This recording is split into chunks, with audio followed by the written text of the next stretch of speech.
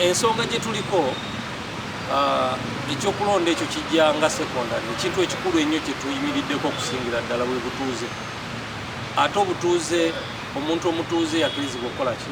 Okulonda. Definitely waliwo abantu be baali bawendaga muntu nga babadde bakyazirina, era abamu babadde bagezako okwapudetinga register zaabwe ku nsonga z'okulonda. Naye ffe ekintu kye tutunuulidde nsonga ya buwangaazi, nsonga ya butuuze egenda okubeerawo even nga n'okulonda kukoze eki kuwedde. Kubanga gwe bw'obeera nga toli mutuuze, lwaki obeera olwanirira okulonda? Kibeera tekirina makulu. Ensonga enkulu gye tulina okubeera nga tutunuulira naddala ddala ffe ng'Abanyarwanda y'ensonga okusooka okufuna obutuuze obwannamaddala obuyimiridde mu mateeka nga buli mu constitution ya Uganda, nga tetunaba kulowooza ku bintu birala byonna byonna, kubanga ebyo bintu byangu, ebyokulonda bintu byangu. Naye omuntu bw'obeera nga toli nga obutuuze bwe tebuli kiriya, obeera tokkirizibwa kubeera na ttaka, tokkirizibwa kuwasa, tokkirizibwa kulonda, tokkirizibwa kugula mataka n'otutransfaringa, tokkirizibwa kukola bizinesi yonna yonna, tokkirizibwa kubeera mu sako zino z'owulira parish development model saccos ezo, tokkirizibwa. Obeera oggiddwako rights zonna zonna ez'obunnansi. So n'olwekyo ensonga semasonga Abanyarwanda gye balina okutunuulira ku ssaawa eno y'ensonga y'obutuuze, y'ensonga y'okukyusa akawaayiro 10 okubeera nga bafuna obutuuze obwannamaddala. Ate bino ebintu tetuli mu kubisaba busabi, wabula tuli mu kugezaako okutereeza ensobi ezaakolebwa ezaatekebwawo mu 1995, kubanga Abanyarwanda ge gamu ku mawanga ge bakonsidalinga agaakola eggwanga lye bayita Uganda. Bw'oba oyagala oyinza ogenda mu sensasi wa 1930, sensasi wa 1948, sensasi wa 1959 eyasembayo, ne mu constitution yennyini nnyini eya 1962, era mu 62 nga abakulu abaali bagenze okusaba independence, eyo ye lisiti gye baateekayo mu palamenti y'Abangereza, ye lisiti abagunda abafuzi b'amatwero gye basinziirako okudikiralinga nti baani bannayuganda, baani abagenda okufuuka ki bannayuganda. Era eggwanga ly'Abanyarwanda lyali namba 5 ku mawanga agaali gasinga ki, agaali gasinga obungi mu mawanga agaali gagenda okukola eggwanga Uganda. So si kya bwenkanya olwaleero omuntu okuvaayo n'agamba nti abantu abo si bannayuganda, ng'ate etteeka eryakola obunnansi erya 1934 mu constitution oba yali egenda okukola eggwanga lye bayita Uganda, ebbendobendo lya Uganda, British Protectorate eyaliwo, eggwanga ly'Abanyarwanda ge gamu ku mawanga ge bagezaako okukonsidalinga agaali gagenda okubeera nga mawanga agagenda okukola eggwanga Uganda, oba communities ezaali zigenda okukola eggwanga ki Uganda. So si kya bwenkanya abantu ba 1995 constitution okujja ne bateekako cut off point oba limitation, ne bagamba nti bano abaliwo omwaka gwa 1926 nga 1 February nga bamemba of which membership teriiwo, kubanga tewali kitabo kiwandikiddwa kirimu membership y'amawanga ga Uganda, ng'ate ekyo kyo tekiriiwo. Singa kibaddewo twandibadde tugamba nti abo be boogerako. Ate ensonga y'obutuuze ekintu kirala, nti ensonga y'obutuuze ebeera individual, ebeera personal. Kyova olaba bw'oba ogenda okusaba passport oba endagamuntu ogendayo ng'omuntu, so tosobola ate kugamba nti ensonga eri personal, omuntu azaaliddwa wano, bajjajja be bazaaliddwa wano, ate oli mumubuuza nti approving oba akakase nti member wa indigenous community yaliwo eya 1926 nga tewaliwo ekisookera ddala kitabo kiraga membership. Ekyokubiri nga neyo community gye boogerako tekoze eki temanyiddwa. Ekyokusatu nti ne 1926 eggwanga lye bayita Uganda lyali terinaba kola ki, lyali terinaba kubeerawo. It was a British Protectorate, era eggwanga Uganda libeera ggwanga nga limanyiddwa nga republic nga lili gazetted nga lina constitution nga lina gundi coat of arm galina bendera galina ebintu byonna byonna ebikola eggwanga mu mwaka gwa 1962 nga 9 omwezi ogw'ekkumi.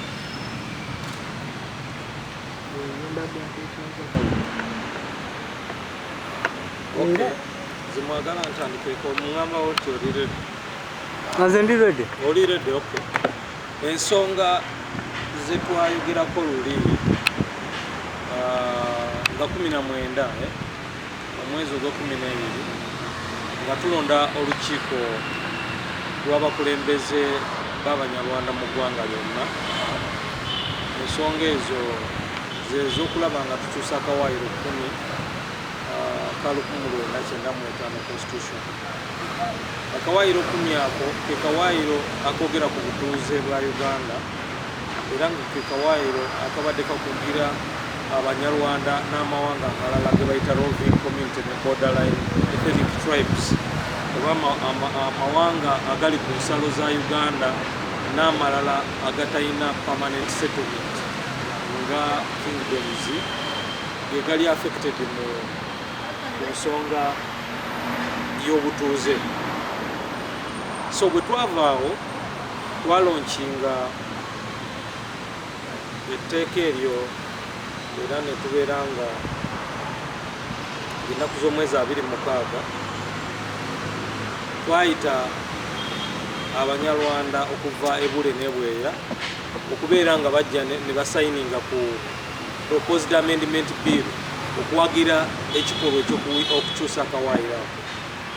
Ensonga ezo tukyaziriko era olunaku oluwedde mu wiiki ewedde tubadde tulina press conference nga tuli mugezaako okunyonyola bannamawulire kiki ekiddako era kyetunyonyola eggwanga kyekyensonga okubeera nga tugenda talaaga disitulikiti zonna eza Uganda mu mwezi gumu okubanga tufuna emikono gy'Abannayuganda abawagira etteeka lino okubanga likyuka. Etteeka lino okujjako n'abantu abamu abayinza okuba nga balowooza nti liaffectinga Abanyarwanda oba linyigiriza Abanyarwanda bokka, n'etteeka lino linyigiriza abantu ababeera ku nsalo za borders n'amawanga ago agatalina permanent settlement oba agalina kingdom oba ki nti wano we basangibwa mu Uganda. Amawanga ago agamu ku go waliwo amawanga 7 agawandiikibwa mu report ya Uganda Human Rights Commission, report eya 2023 omwaka oguwedde, era nga ripooti eyo yaweebwa Speaker wa Parliament okumunyonyola nti waliwo amawanga agagenda okubeera emmomboze mu ggwanga Uganda ate nga tebalina nsi ndala yonna gye bakoze eki gye bamanyi okugyako Uganda.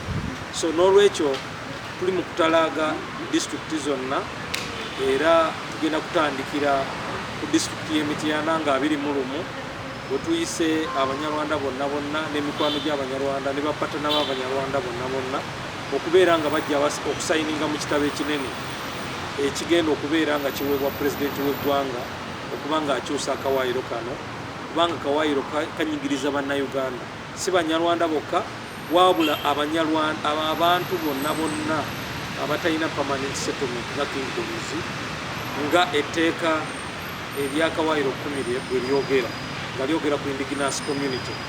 Era mu mawanga ago mubadde muwulira abantu bangi nnyo abadde abakukkuluma nga bagenze ku internal affairs okuba nga bafuna ebiwandiiko ebyo byenkizo nga passport oba endagamuntu mu nnimi. Ensonga eno nsonga nkulu nnyo kubanga nsonga ya butuuze era nga nsonga ekwatira ddala ku Bannayuganda bonna, kubanga ensonga eyogera ku butuuze ate obutuuze kintu kinene. Mubeeramu okubeera n'obwannannyini bwa properties ng'amataka, ng'okugulawo kampani, ng'okugulawo layini z'amasimu, ng'okukola ebintu byonna nga byetooloolera ku ndagamuntu, kubanga kati endagamuntu kyekintu ky'olina okukozesa buli wantu wonna w'obeera olaze okubeera ng'okakasa gwe ani mu nsonga z'okumanya identity yo ne bategeera nti yegwe guli. So ensonga eno nkulu nnyo era tukubiriza bannayuganda okubeera nga bonna bonna bawagira ensonga y'okukyusa kano akawaayiro, kubanga kano akawaayiro kakwatira ddala ku buli munnayuganda.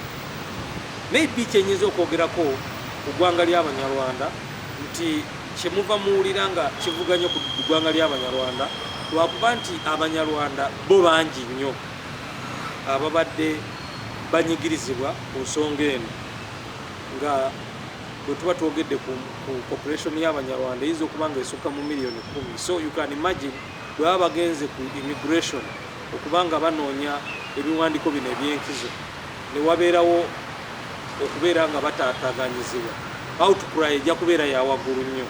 Naye nga waliwo n'amawanga amalala agali mu Uganda agali affected n'akawaayiro ako, ate nga akawaayiro ako koogera ku butuuze nga keesimbye ku nnaku z'omwezi 26 omwezi ogwokubiri nga lumu, nga mumanyi bulungi nnyo bannayuganda nti ekiseera ekyo kye boogerako, first of all boogera ku membership. Tetulina registration membership ey'abantu bannayuganda abawandiikibwa mu biseera ebyo. Ekyokubiri kwogera ku indigenous communities nga katunuulidde ku butaka bw'abantu ng'abantu abaali balina kingdoms.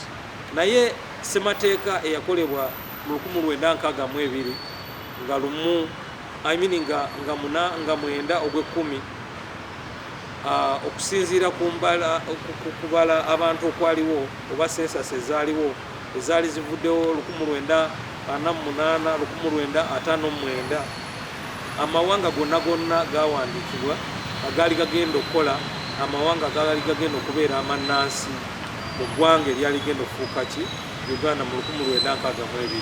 So abantu abagezaako okutuuza emabega mu 1926 mu history ya Uganda tekiyina makulu gonna kubanga ekiseera ekyo kyali kyakusala nsalo, tewali kikolwa kirala mu history ya Uganda ekyali kikoleddwa.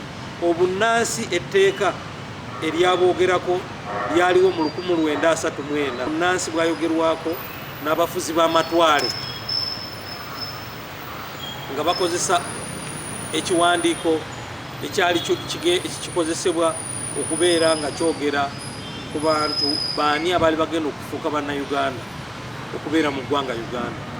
So n'olwekyo mistakes ezaakolebwa ku kawaayiro 1995 mu bakulu abaali mu Constitutional Assembly ze zireetedde obuzibu bannayuganda olwaleero mu nsi erimu abantu abagunjufu, nga ate bantu tugezezzaako okuzimba eggwanga lino okuba nga libeera nga ligenda mu maaso nga tewali buzibu bwonna ng'obubaddewo mu mawanga ag'enjawulo olw'obutuuze, okubeera nga abantu bannayuganda bafuulibwa emmomboze mu ggwanga lyabwe mwe bazaaliddwa, mwe bakulidde, mwe bakoledde ebintu byabwe bingi, era nga basobola okusosolebwa nga babalaga nti si batuuze ba ggwanga lino nga bakozesa akawaayiro kkumi.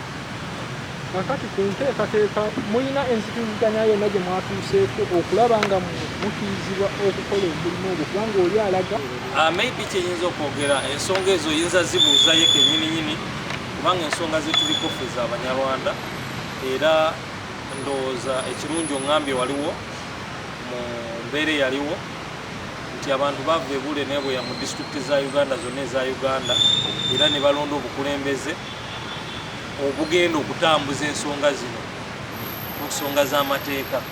Era ensonga eno ey'amateeka okuviira ddala ndowooza bwe tubadde tutambula mubadde muwulira nga y'ensonga gye tuyimiriddeko okuviira ddala nga 1 Desemba omwaka gwa 2023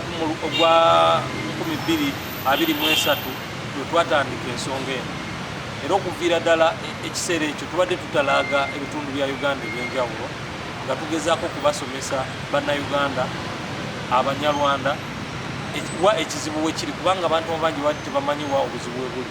Naye bwe twamala otegeera obuzibu nti buyimiridde ku mateeka ku kawaayiro 10, ne tugamba tulina okugenda nga tusomesa abantu baffe bwe bali mu bitundu ebyenjawulo okubeera nga bategeera ngeri ki oba butya ensonga eno gyerina okubeera nga egonjoolwamu era nga nsonga y'amateeka. Ensonga y'obutuuze ensonga y'amateeka, si nsonga ya bigambo nti ono yayogedde kino oli yayogedde kiri.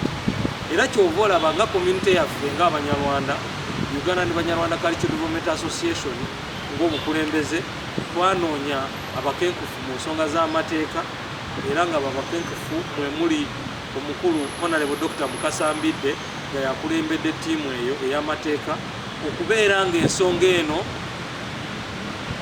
ebeera etegerekeka bulungi era ng'egonjoolebwa mu mbeera z'okuba nga twasobola okuzuula obuzibu bwe buli, ate bwe twamaliriza ne tufuna ne solution kiki ekiyinza okumalawo ki obuzibu. Obuzibu bwe buli ku tteeka B erya article 10 erya 1995 eryajjamu bannayuganda, eryajjako bannayuganda obutuuze. Ensonga ejjawo obuzibu obwo ye proposed amendment bill gye tuyina egenda okumalawo obuzibu obwo, ng'emalirawo ddala obuzibu bw'obutuuze si ku Banyarwanda bokka wabula ku bannayuganda bonna abasanga obuzibu mu nsonga z'okubeera nga baba identifyinga nga tebalina kingdom oba obwakabaka oba obutaka bwe basinziira ate nga bannayuganda ababadde mu ggwanga Uganda. Ku nteekateeka